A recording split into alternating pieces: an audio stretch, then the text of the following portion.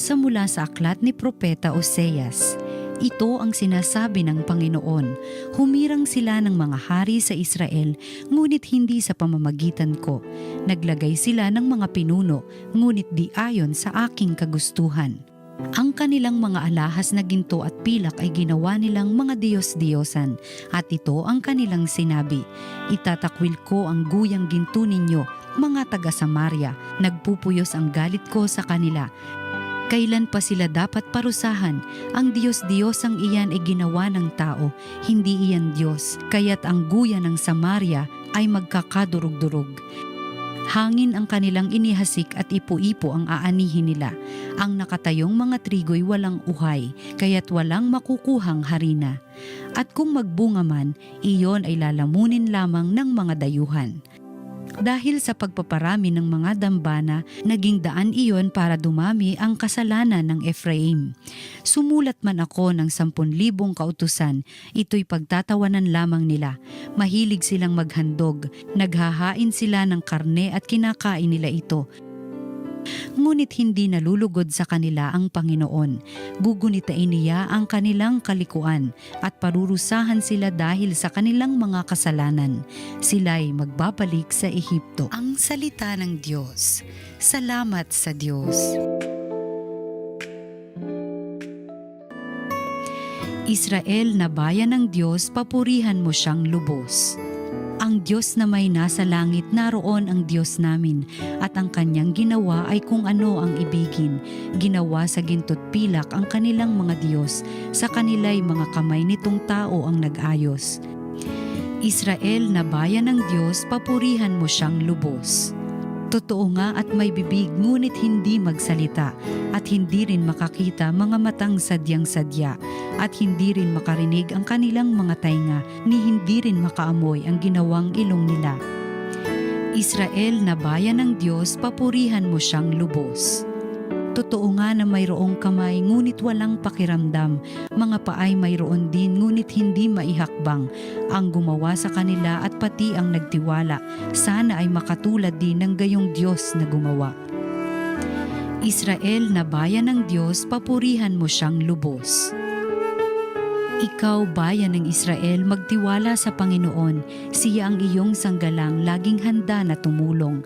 Kayong mga saserdote sa Diyos ay magtiwala. Kayo'y kanyang iingat at ilalayo sa masama. Israel na bayan ng Diyos, papurihan mo siyang lubos. Ang mabuting balita ng Panginoon ayon kay San Mateo.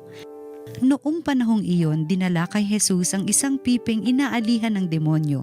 Pinalayas ni Jesus ang demonyo at nakapagsalita ang pipe. Namangha ang mga tao at sinabi nila, kailan may walang nakitang katulad nito sa Israel.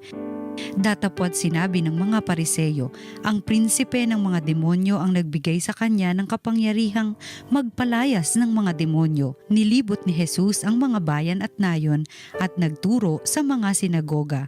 Ipinangaral niya ang mabuting balita tungkol sa paghahari ng Diyos at pinagaling ang mga may sakit, anuman ang kanilang karamdaman. Nang makita niya ang napakaraming tao, nahabag siya sa kanila sapagkat sila'y lito at lupaypay, parang mga tupang walang pastol. Kaya't sinabi niya sa kanyang mga alagad, sagana ang anihin, ngunit kakaunti ang mag-aani. Idalangin ninyo sa may-ari ng anihin na magpadala siya ng mga manggagawa sa kanyang aanihin. Ang mabuting balita ng Panginoon. Pinupuri ka namin, Panginoong Hesukristo. Magandang araw mga minamahal naming kapatid kay Jesus. Ako po si Father Paul Acome from the Archdiocese of Manila. Halina pong samahan natin ang isa't isang magnilay sa salita ng Diyos, salita ng buhay. Mga kapatid, batid ko naranasan nyo na rin na madalas, kapag binubuhos natin yung ating lakas, yung ating effort, para sa isang bagay, tapos sa hindi malaman nating dahilan, para bang hindi napansin o nabaliwala, malamang siguro alam natin naglaan tayo ng oras, ng panahon, pero parang hindi nabigyang pahalaga. At napakasakit para sa atin bilang isang tao ang mga ganitong karanasan. Yung ginawa mo na ang lahat, pero parang hindi pa rin sapat. Sa napakagandang tagpo sa Ebanghelyo ngayon, makikita natin, hindi naiiba ang karanasan ni Jesus. No? Pero bagamat ang karanasan ay totoo, hindi siya nagpadaig. Bagamat ang karanasan ay mistulang nakakapagod sapagkat parabang walang malasakit yung mga nakakita, hindi hinayaan ni Jesus na maging pamantayan ng pagtrato sa Kanya para siya'y magpatuloy na gumawa ng mabuti. Kaya nga, sa Ebanghelyo ngayong araw na ito, may 3 napakahalagang mga punto ang maaari po nating pagnilayan at akapin. Una, natagpuan ng mga tao sa simula ng storya natin na matapos magpagaling ni Jesus ng isang pipi at ng inaalihan ng masamang espiritu, marami ang namangha. No? Sinabi roon, kailan may walang nakitang ganito sa Israel. Batid na batid yung kanilang paghanga. Ngunit matapos ang ilang saglit, no, makikita po natin, namanghalang sila pero hindi sila naniwala. They marveled at what happened, but they were never moved to change for the better. Kaya nga, mahalaga na makita po natin, mga minamahal kong kapatid, ang ganitong sitwasyon na para bang sinasabi sa atin, hindi naman nais ni Jesus ang fans club. No? Ang nais ni Jesus ay ang mga taong naghahangad rin na sumunod sa Kanya at magbago para sa ikabubuti nila. Ganito rin yung kultura po natin, no? Kapag titingnan po natin sa atin pong sitwasyon, no? Sa pagdating ng mga modernong pamamaraan, nakikita natin, most of us are really busy, no? Pero yung pinagkakaabalahan natin, madalas, we are so accustomed with doom scrolling, no? Alam niyo po yan, yung ilang minuto ka nang nakatingin sa cellphone mo, tapos swipe ka lang ng swipe, hanggang sa maubos na yung oras mo. No? Parang nakakita ka ng isang viral video o kaya isang nakakatawang segment, tapos nilike mo yun, hinart mo yun, pagkatapos nun, tapos na. Nakita mo, namangha ka, pero walang epektong pagbabago. Mga kapatid, madaling humanga rin kay Jesus, no? Mula sa malayo. Paari nating sabihin, napakagaling at napakabuti ng Diyos. No? Madaling maakit sa mga ideya pagdating sa pananampalataya, no? Kabutihan, at kahit sa mga bagay na ginagawa natin sa komunidad. Ngunit, ang hinahangad ni Jesus ay hindi yung mga likes o pag-share lang natin. No? Ito yung mga mababaw na pagkamangha. Ang nais at ang gusto ni Jesus at ang paulit-ulit niyang paanyaya ay magbago tayo. At ang pagbabagong ito ay mag-udyok sa atin upang makilahok ang maging aktibo sa pakikibahagi, sa pagbabahagi rin ng kanyang pag-ibig. The purpose was never about for us to marvel at mere things. We are asked to change for the better. Ikalawa, nakita rin natin, no, kasi hindi nga sila nagbago at mistulan lang silang humanga. Kaya nga sa mga susunod pang yugto, nakita rin natin doon, no, halos inakusahan pa si Jesus. Ang nakakaantig pa nga sa sitwasyong ito ay hindi niya siniraan. Hindi niya rin hinayaan pa na lumalim yung agwat sa kanila. Anong ginawa ni Jesus, no? Ang ginawa ni Jesus, sinabi sa Ebanghelyo, nilibot ang lahat ng mga bayan at nayon at nagturo sa kanilang mga sinagoga. Ipinangaral ang mabuting balita ng kaharian, pinagaling ang lahat ng uri ng sakit at karamdaman. Sa kabila ng pagwawalang bahala, pangungutya, nagpatuloy pa rin si Jesus. Bakit? Dahil yun ang kanyang misyon. Sa udyok ng kanyang kagustuhang matupad ang kalooban ng Ama, hindi niya hinangad ang palakpak ng tao. Lagi niyang ninanais ang ngiti ng Diyos. Sinabi pa nga roon, nakita niya yung mga tao na parang mga tupang walang pastol, no? Mga pagod, mga nalilito, mga labis na nangangailangan ng pagmamahal. At ito yung naging dahilan niya para magpatuloy sa kabila ng mga tao na hindi nagpahalaga sa kanya. Isipin din po natin, mga minamahal kong kapatid, ito rin yung mga sitwasyon ng mga taong tunay na nagmamahal, no? Halimbawa po, sa bahay natin, yung mga magulang, yung ina, mga ama na bumabangon, no, ng madaling araw para lamang siguraduhin na may babaunin o yung magiging gayak ng kanilang mga anak ay naroroon at kumpleto.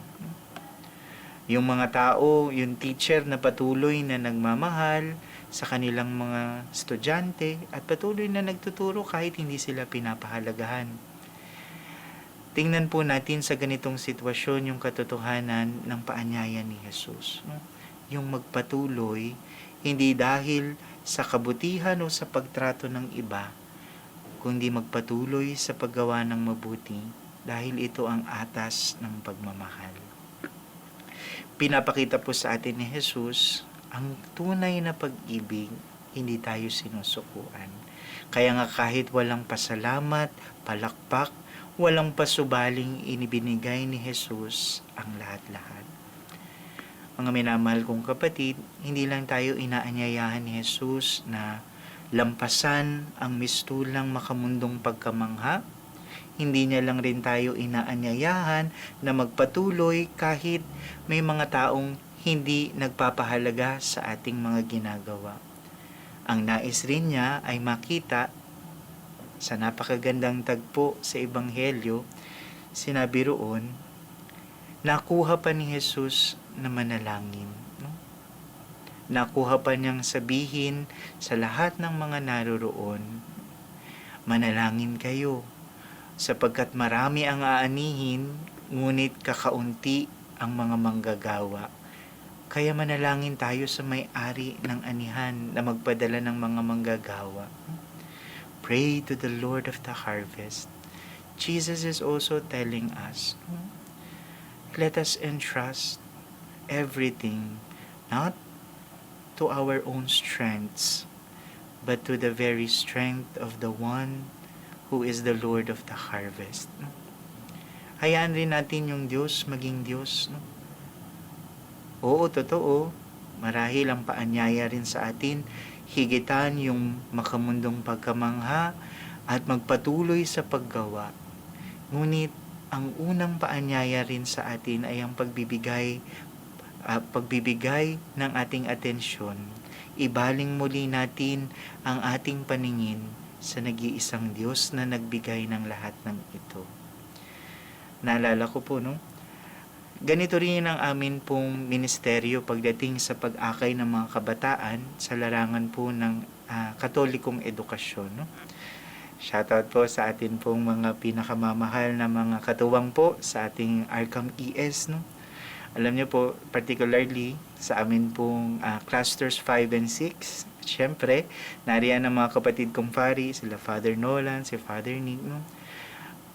Kahit bago po ako sa amin pong ministeryo, dito po sa aming mga pag-akay sa katolikong paaralan, dito po sa Archdiocese of Manila, sa clusters 5 and 6, dinatnan ko na po ito na matatagang pundasyon.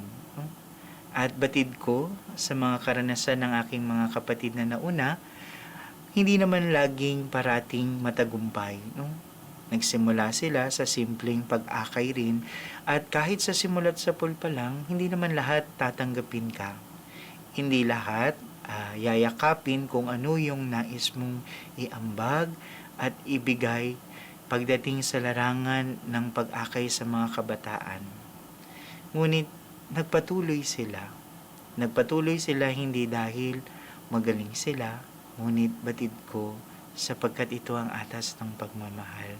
At lagi kong nababanaagan sa kanila na nais nila na lagi tayong magdasal, no? Kapag ka enrollment na at nakikita namin na para bang kumukunti pa lang yung aming mga kabataan na bumabalik, talagang we pray to the Lord of the harvest, no? To send young people in order for them to be formed in a Catholic education, no? At ito rin sa amin pong maliit na pamamaraan, ito yung aming pakikibahagi rin pagdating sa paanyaya ng Diyos at sa pamamalakayan ng pananampalataya para sa ating simbahan. Mga minamahal kong kapatid, ano man ang iyong kwento, ano man ang iyong konteksto, hayaan natin na ang lahat ng ito'y maging patungkol sa Diyos at ang pagkamangha ay palalimin hanggang tayo'y ito'y baguhin, hanggang ang lahat ng ito ay tumawid sa pag-akay rin natin sa isa't isa. At lagi tayong manalangin na magpadala ang Diyos ng mga kapwa manggagawa natin upang sama-sama tayong bumalik at magpatuloy sa pagkilos. Amen.